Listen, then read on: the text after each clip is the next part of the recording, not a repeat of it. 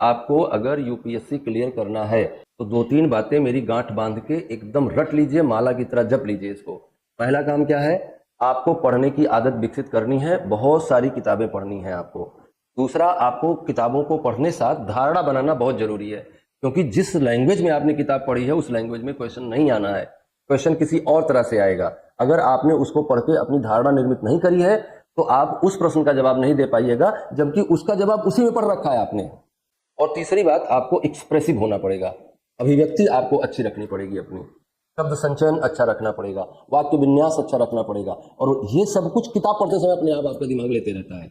आपका दिमाग किताब पढ़ते समय सिर्फ किताब में लिखी गई सूचनाओं को ही नहीं लेता है, बल्कि उनमें प्रयोग किए गए सेंटेंसेस को भी लेता है, उनमें प्रयोग किए गए शब्दों को भी लेता है, उसमें लिखी गई हर चीज को लेता है।